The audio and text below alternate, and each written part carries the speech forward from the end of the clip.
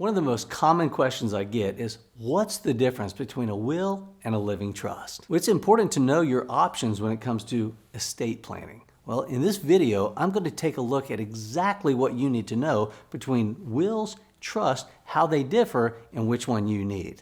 Let's take a look.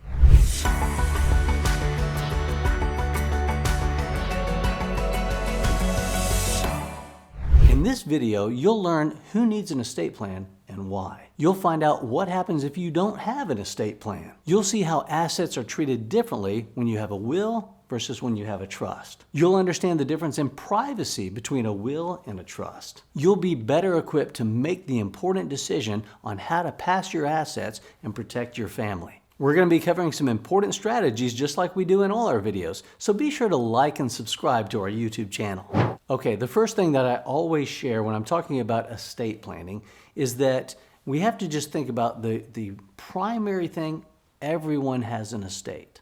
Now, that may sound strange to you because I think the word estate sometimes can cause people to misunderstand. Because when you hear that word estate, sometimes you're thinking about visions of grandeur. You're thinking about, a plush mansion. You're thinking about just huge acreage and grounds.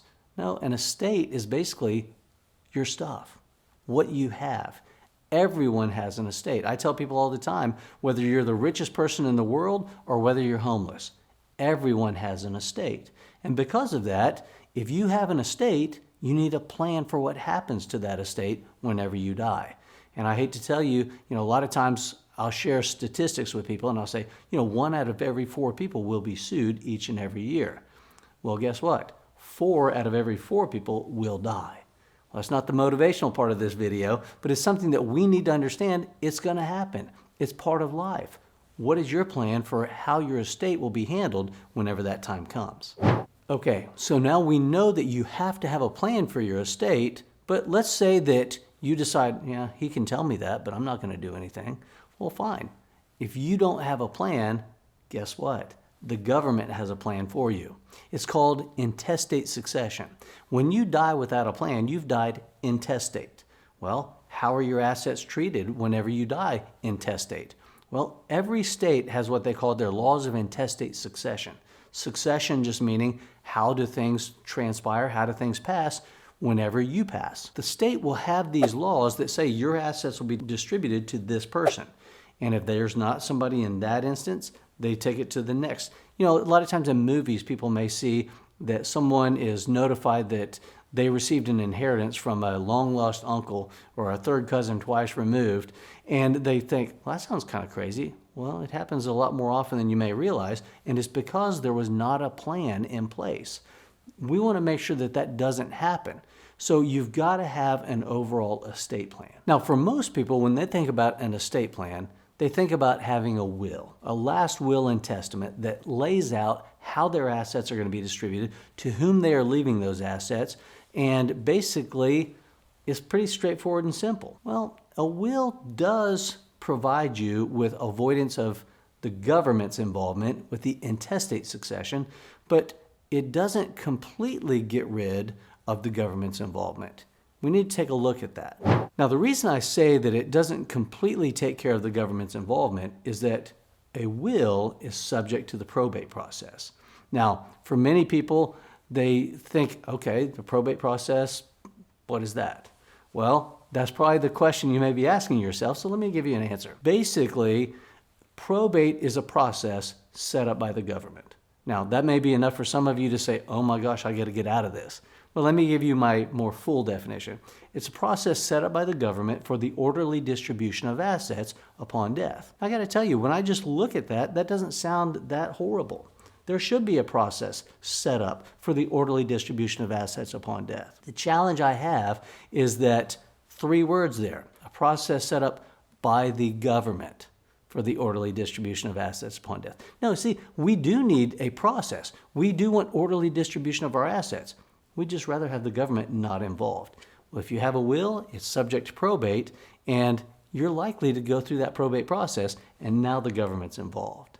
Now, another negative aspect of having the probate process come into play is that probate is a matter of public record.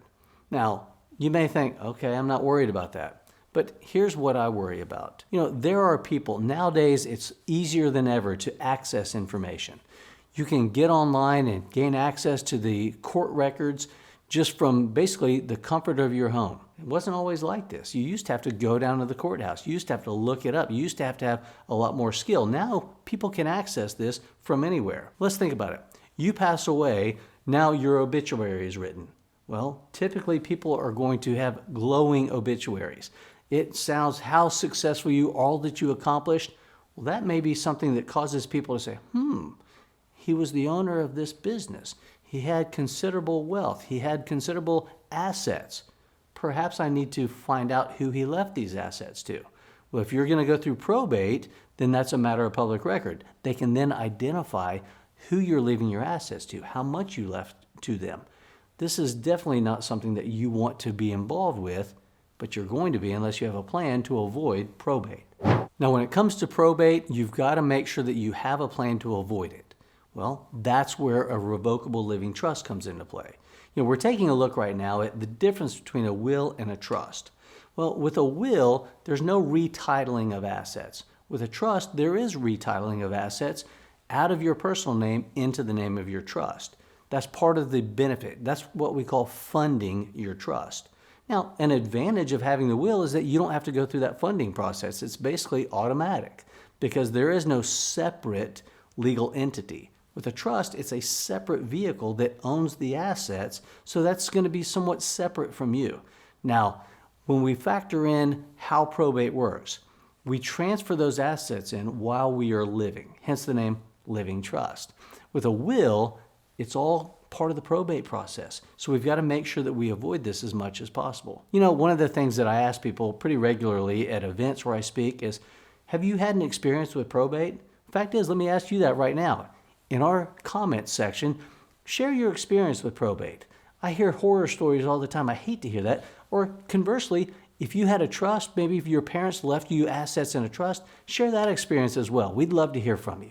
Whether we're talking about a will or a trust, in each instance, we're talking about who we're going to leave our assets to and how it's going to all be handled upon our death. But here's what I like about a trust. A trust is a little bit different than a will. Now, a lot of times a will may provide for a trust to be set up after the person passes away. It's called a testamentary trust. Testamentary in that as part of the last will and testament, there will be a trust where the funds will be held. So that's a great benefit, but it still can be part of the probate process. With a trust, we are outlining how the assets will be distributed, to whom they'll be distributed, and how they may be managed. One of the things that I work with clients on every single day is perhaps they have minor children. And I say, obviously, we hope that this is a moot point because we hope you're living for several more decades. But on the off chance something were to happen to you before your kids reach a certain age, might we want to put maybe a distribution schedule where maybe they get a third at age 21, a third at age 25, and a third at age 30. Now, you can adjust the numbers however you want. The highest I've ever seen, I had a client one time that said, okay, my children shall get it a third at 45, a third at 55, a third at 65. So, well, that may be a little overkill. And they said, well, maybe by then they will show some financial responsibility. Well, hopefully you're not in that situation. But the great thing about a trust is that you can lay it out like that. It's a tremendous benefit, and it's something that you need to think about. Now, the primary benefit with a trust is that it allows for your assets to pass without going through the probate process. If you were to ask most people why they set up their trust to begin with, it's for that reason, probate avoidance. I'm not going to tell you that probate is this horrible nightmare that you're going to lose all your money, but what I am going to tell you is that it is a long process. It's very time consuming, and it can be more expensive. And the reason for that is that you have to go through the process. There are attorney fees, there are accounting fees, there are administrative fees, there are appraisal fees.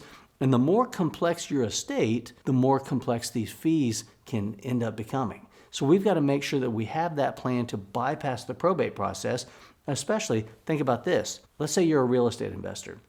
And you own properties maybe in your hometown where you live, but you also have decided, you know what, I want to buy maybe a vacation home somewhere else. Maybe I'm going to buy it on one of the coasts. Maybe I'm going to buy it up in the mountains. Maybe I'm going to buy it in some other state. Well, if you don't have a plan to avoid probate, you'll end up going through probate in multiple states.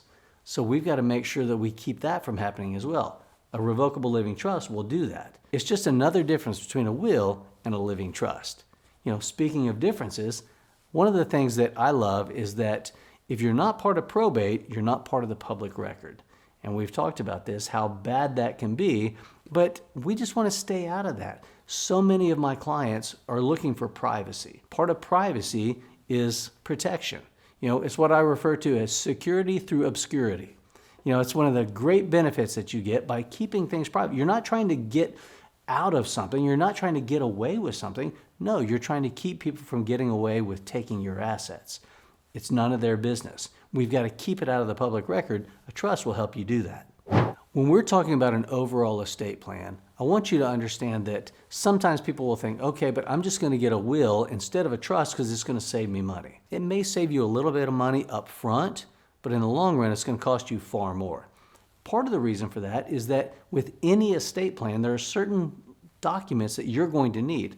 You're going to need a power of attorney for your general and financial affairs. You're going to need a power of attorney for your medical affairs. You're going to need healthcare directives. You're going to need a living will. You're going to need transfer documents if we're talking about a trust in order to fund it. But certain documents are required regardless of what you're doing. How are your kids going to be taken care of? You need guardian provisions. You're going to have a lot of different things that make up this overall plan, whether it's a will or a trust. So if you make the mistake of thinking that you're going to save a lot of money by taking the will route versus the trust, you're absolutely wrong. And I want to make sure you understand when it comes to probate, those fees can add up and it can take a long time for your family to be taken care of. Now, when it comes to estate planning, there's a lot to know.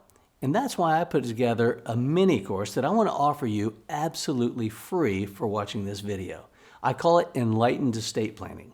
And basically it does just that. It's going to enlighten you about all you need to know when it comes to estate planning. Now you can access that by clicking the link below. And did I mention it's free? That's one of the great things about this. I am so passionate about this information. I want you to have this information, and I want you to know exactly what you need to do to take care of your family. Once again, my free mini course, click the link below to access Enlightened Estate Planning. I'm JJ Childers. Thanks for watching.